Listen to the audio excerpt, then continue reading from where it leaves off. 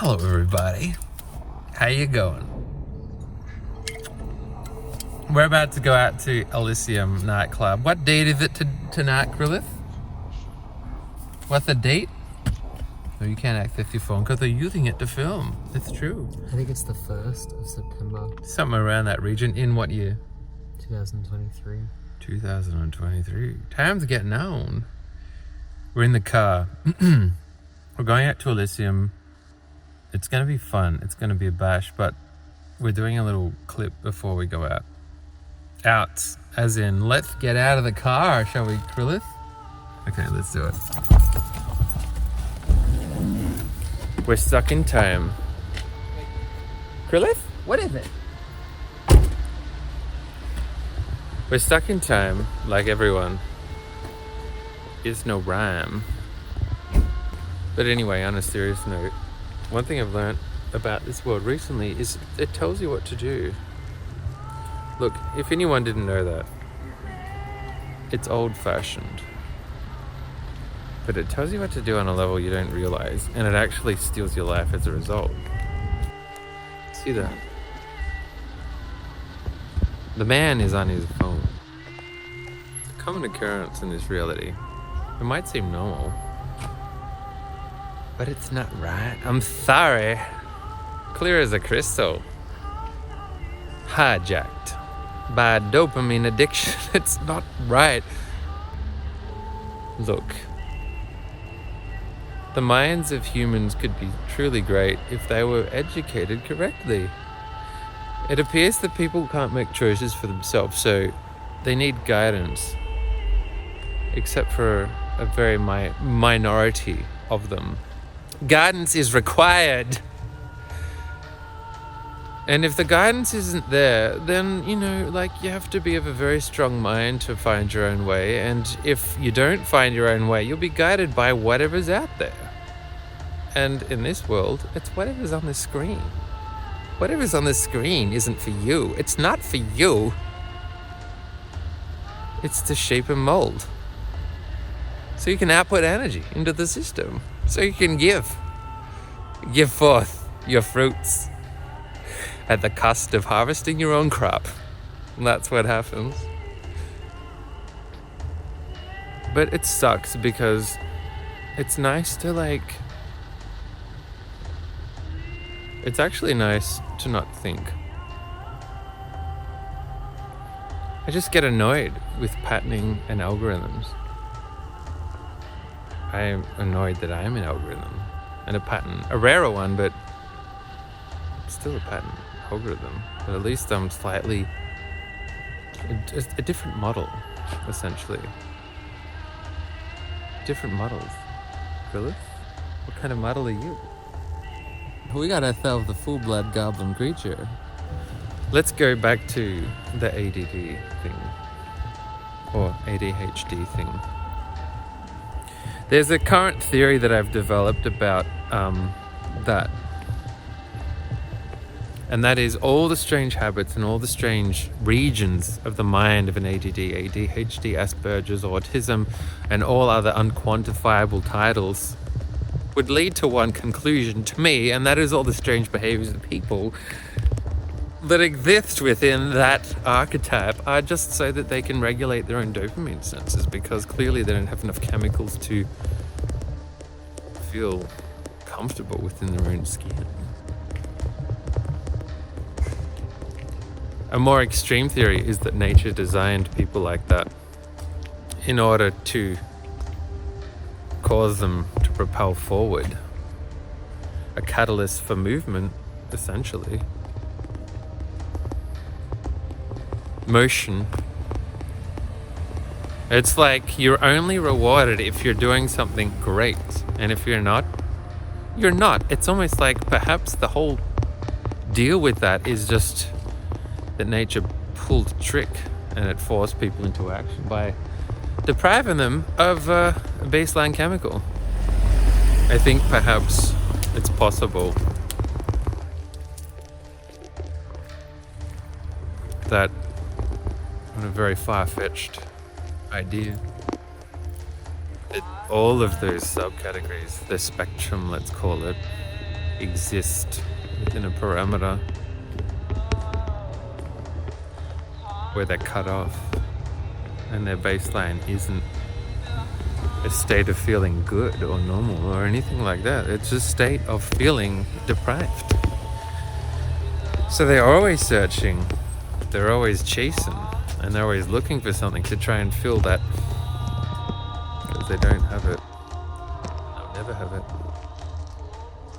But only intermittently, let's say. Obligation.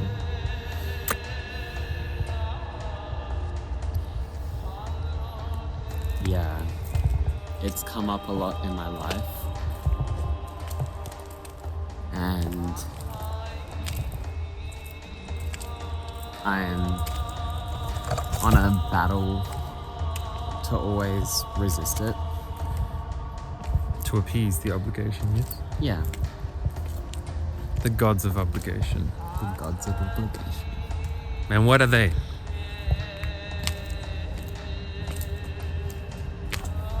They're our commander and chiefs. Yes. In your case? My parents, particularly my dad.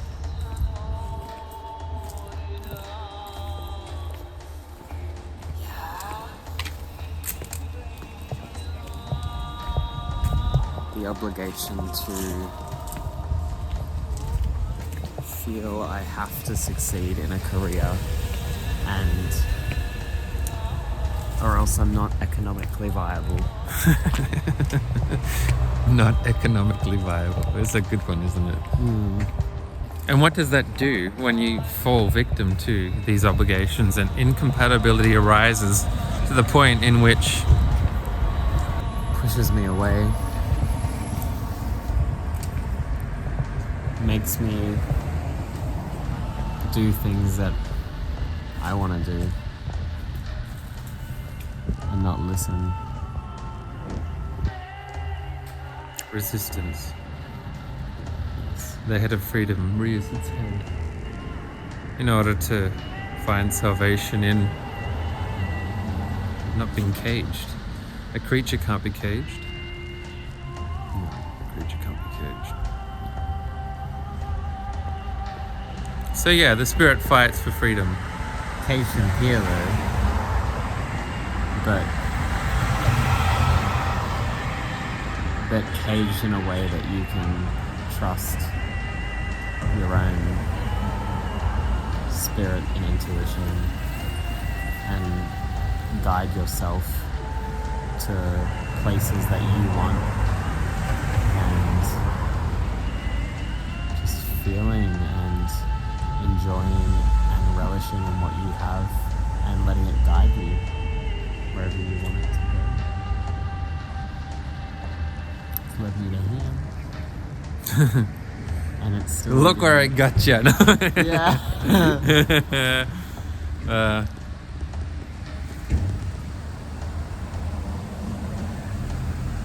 I guess a part of this is understanding that if you're not compatible with being programmed by others, you must embrace your true nature, or you will cancerously rot away. Do yourself no favors. The pain will eventually get so great that you'll be forced to eject yourself out of the situation, or if the anger turns inwards, it will become a depression which will eat your mind to a pulp. And that's why generally it's one of the two, anger or depression, expressed outwards or inwards. Most people don't know this because they don't have a mentor. They don't have a mentor. They don't even know the parameters. And all the parameters are set by the system. Every exit is blocked. If you need help, just take medication. In this reality, you're either a retard, or you're on meds, or you're a working class citizen. Or you're on the level which control the working class citizens. Energy. It's all about energy. Humans have learned how to harvest their own kind in a very subliminal manner, so subtle that we can't tell the difference. But the fact of the matter is, it's going on. It's going on. Where old-fashioned systems based on a primal existence, that subtle code which is always running in the background, is hijacked in order to manipulate us to fall victim to those urges constantly and frequently. Without one moment of time to be able to think for ourselves, we fall victim to the program, which is being bombarded onto us at all hours of every day. And so very few people escape, and very few people can see clearly enough to escape. And even if people can feel the resistance within themselves, they don't know why. It just carries on. It runs like a tape that never ends. And it sucks because there's this eternal pain. And again, they don't know who to turn to, and everyone they do, they don't know the answer because they're all running on the same program. It's like a prison without walls, and you're trapped. It has many layers, and there are many layers deep. So what benefit can be extracted from these ramblings? I'll tell you what. If in doubt, switch off all your media, including this one, your TV, everything, your phone, all of it, and sit with yourself. See if you can even do that. And if you can, keep doing that. And eventually, you might find something that's actually coming from you and not from anything else. And continue to do that. Don't stop. Continue. Yeah, because you're going to go through a withdrawal. Your dopamine receptor's going to be peeved with you. They're going to be pissed off. They're going to be like, "Where's my fix? Give it to me, bitch!" And it's not going to feel nice. But, on the other side of all this, you're going to have a clearer head. If that's worth anything to you, do it. If it's not, well, you got the world. You got the world, and you got everything in it to keep you on that treadmill that leads to the place you always wanted to be, but you're never going to get. Ever. Because it doesn't exist.